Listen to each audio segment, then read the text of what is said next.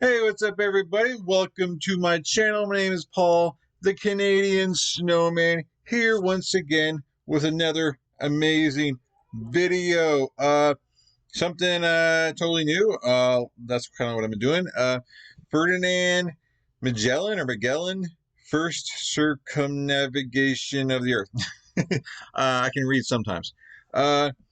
Yes, this is from I thought Epic History, but when I clicked on it, apparently it's code. They coded it from Simple History, which is a new channel, so I subscribe to them.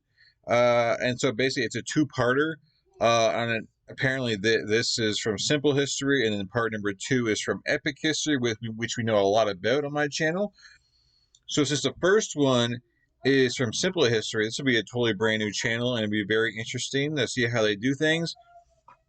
I will apologize ahead of time, as it's only an 8-minute video, so I know, you guys probably want something that's a little longer, but it is what it is, guys. It is what it is. I want to do some sailing.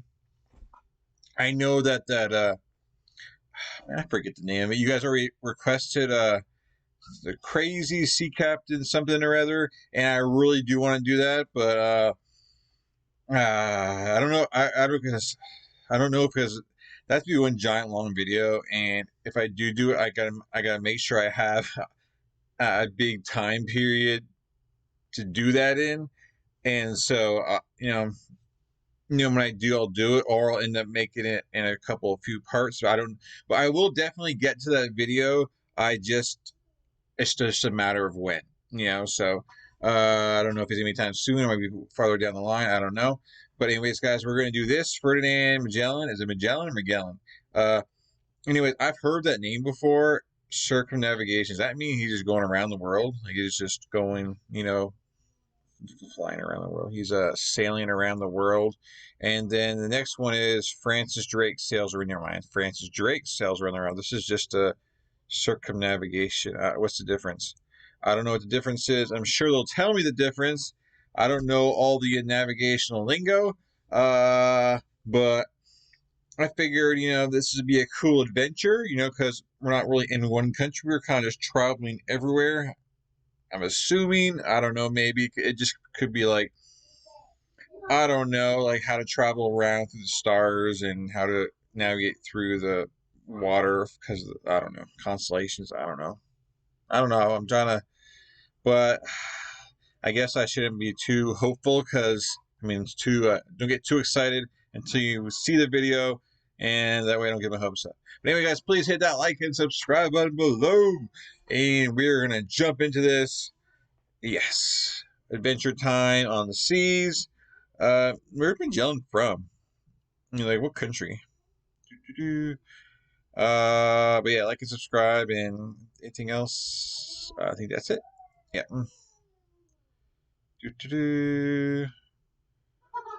Simple history. Simple history. Check them out. This is my first time watching them, so it'd be kind of cool to see how a new channel does things. Because if I really like it, then me, I'll end up doing some videos from their channel. But anyways, 3, 2, 1, bam. Simple History, Epic History TV collaboration. In the late 1400s, a great new age of European exploration began, led by Portuguese, Spanish, and Italian sailors. They made great voyages into the unknown, full of danger, adventure, and discovery. These pioneers were driven by Christian zeal and profit. In Europe, spice... Hold on. I just want to say this. I just think it's just really cool. Cause imagine just sailing back then, and it's like the world's still unknown. Like people don't, man. I don't think a lot of people back then still think the Earth is flat and you fall off the Earth. I'm sure, right? I'm not sure when people really knew the Earth was round. I'm not sure really what century that ended up coming in, but yeah, I guess Americas, I guess, were just discovered, and all that, and just I guess when you landed on like a different continent or something, it must have felt like a brand new world because I'm sure everything would just look different. But imagine, I don't know, sailing Not really a sailor. I'd love to go on a cruise, but I don't think I could be a sailor even back then. I don't think so. Anyways. Christian zeal and profit.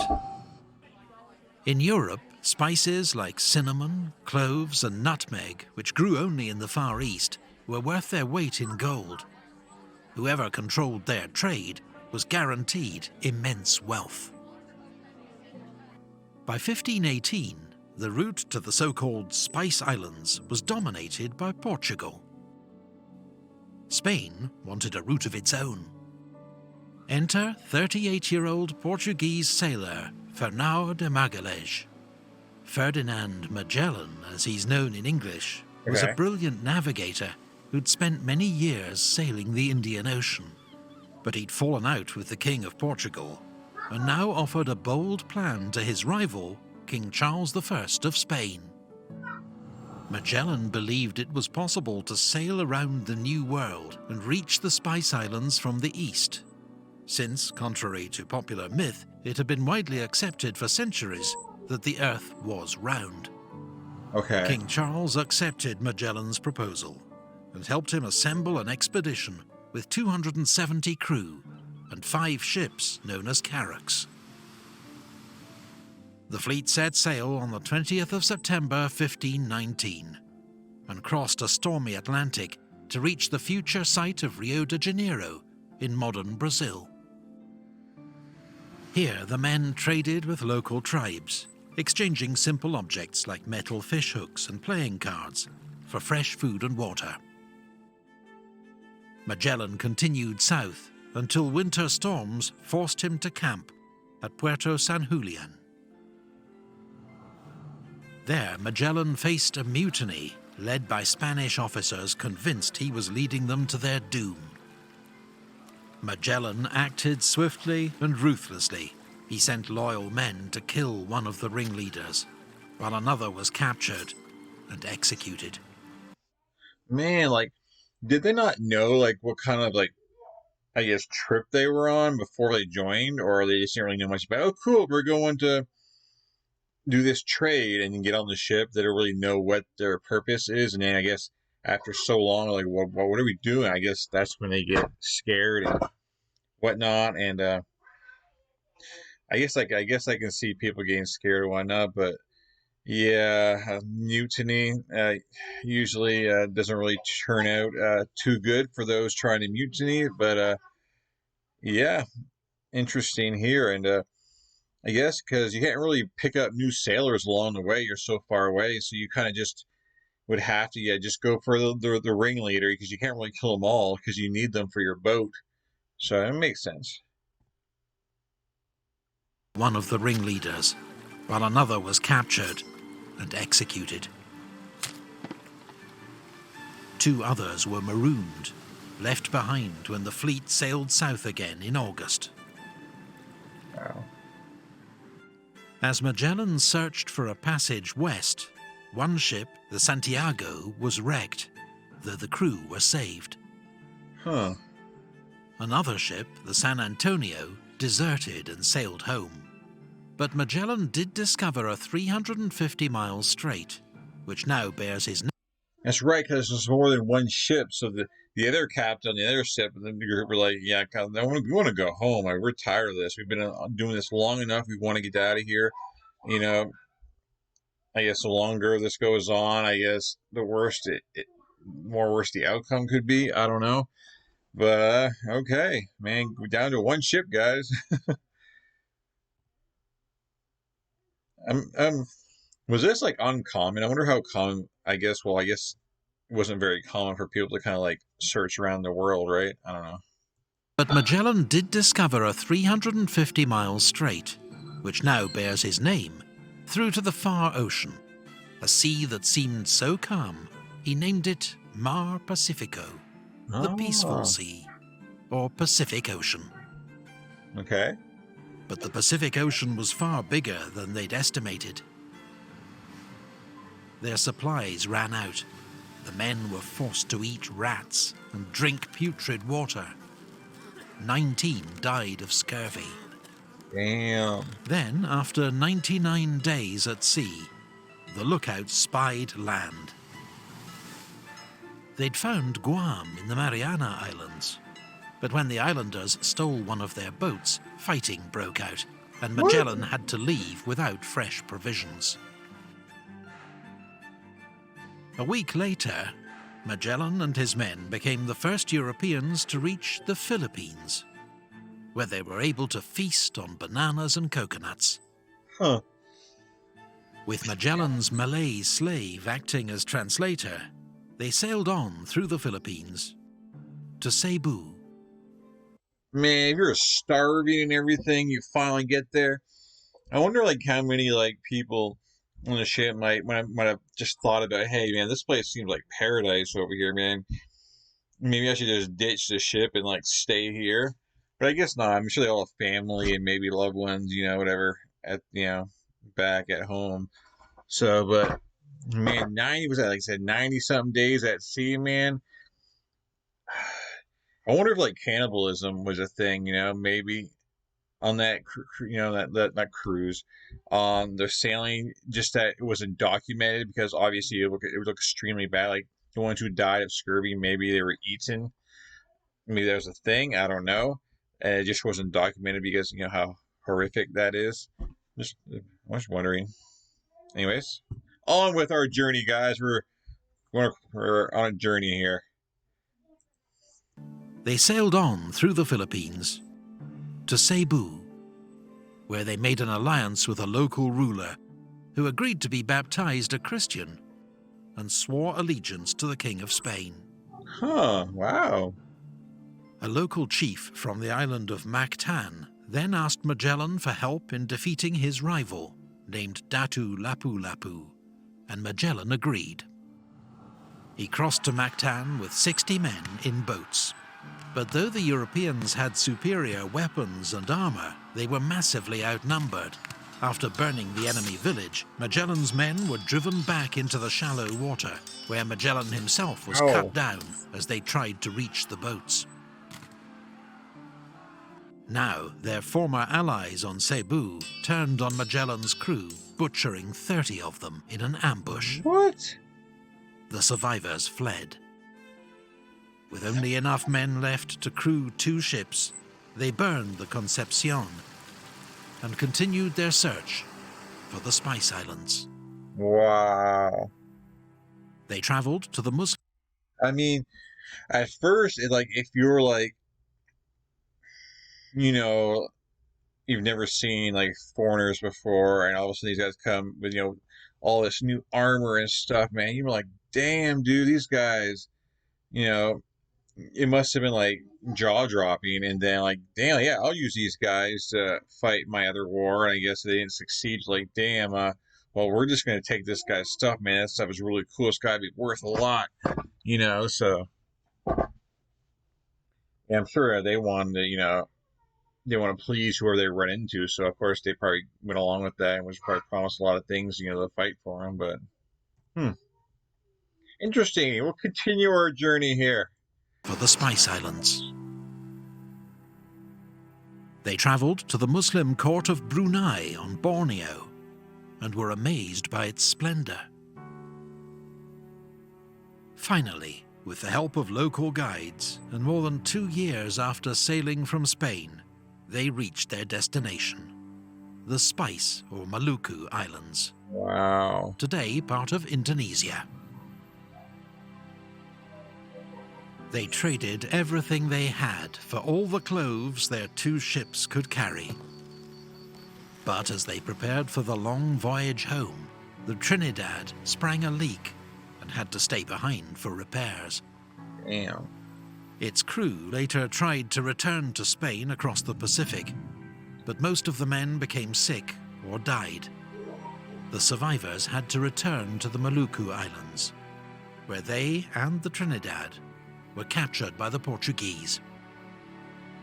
The Victoria, the last and smallest ship of Magellan's fleet, sailed west for home, captained by Juan Sebastian Elcano.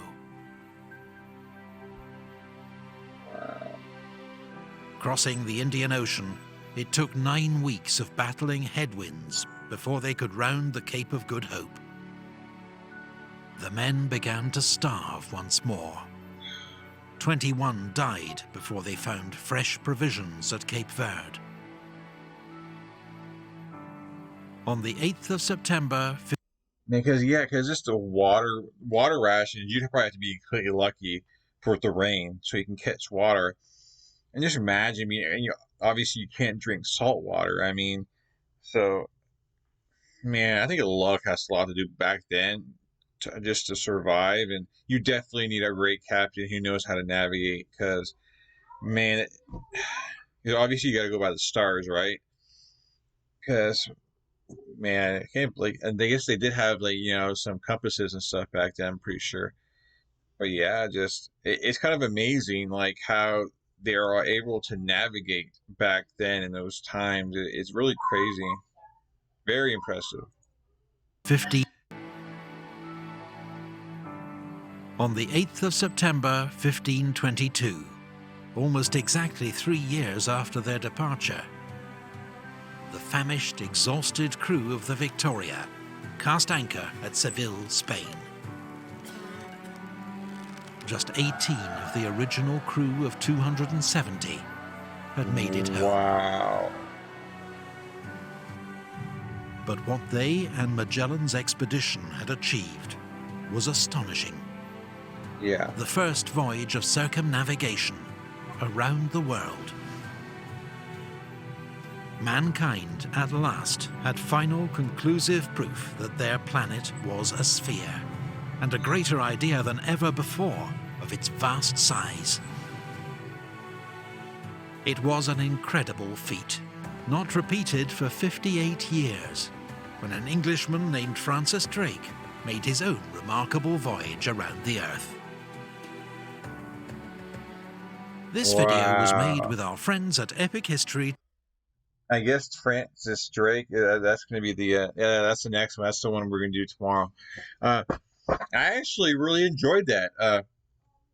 It was very calm because, we do a lot of war videos on this channel, battles, and it's a nice change of pace. You're just kind of traveling in the music was just very calm and relaxing. That's the kind of music that can make me fall asleep, go to bed, just make myself relax and go to sleep at night. I really enjoyed that, and even with the battles, they're pretty swift. That one little battle on the island they had, so I really enjoyed that. Just everything they went through, and only less than 10% of them actually survived. Wow. And just more than anything, I only got the spices and all, but I think the more important thing is, they proved basically. They kind of speculated. I guess kind of knew beforehand, but there was really no proof. I guess there was proof, but this was physical proof because I actually did it. But yeah, they did it, and those guys must have been heroes, man, when they were welcome back, man. And I'm sure a couple of them and other people, when they find out about this, they probably would like to go back and maybe spend more time at these other places they stopped by just to get food and just explore more. But then again, some of them are probably I never want to do that again, man. Most of them probably that was horrible. But yeah, anyways, I hope you guys enjoyed this little journey. Hope you guys join me on the next journey with Francis Drake. Sails around the world. I wonder where Francis Drake's gonna stop by. I wonder what or what his motivation to is he going for spices maybe, or maybe some other stuff to explore? I don't know. I've heard both these names. So Ferdinand and Magellan, okay, the first one to go around the Earth. Okay, definitely learned something new. I've heard these names, but I don't know, what their names are associated with. So this was definitely very interesting. I definitely enjoyed this video. 8 minutes long, and hey, it was fun. I hope you guys enjoyed this. Please let me know in the comments if you enjoyed this, and I hope you did, because we're going on another journey tomorrow with Francis Drake. And yeah, really cool stuff. I wonder, because I wish they could teach. I wish they taught this kind of stuff, our history classes, growing up in Canada. They don't teach us, like history. Like they really don't teach as much at all before like the history of Canada. Where I'm Canadian. I was raised in Canada, so I really don't know much. As far as medieval history and ancient history, I don't really know much really at all about that except for documents, documentary, whatever. Can I know what I'm talking about documentaries. Uh, and so like this stuff it's just really neat to hear, and it's just really cool to kind of learn this kind of stuff. So I feel it's kind of cool, like change of pace from battles and stuff to this navigation. It's only a couple episodes, but I think it's fun. And I think we all need to kind of like learn this kind of stuff. I just think it's kind of cool to know the history of everything. Anyways, I feel like I'm getting all freaking sentimental here. Anyways, guys, have a great night, great day, and like, subscribe. I'll catch you guys in future videos. You guys are amazing. Peace. I am out of here. Bye.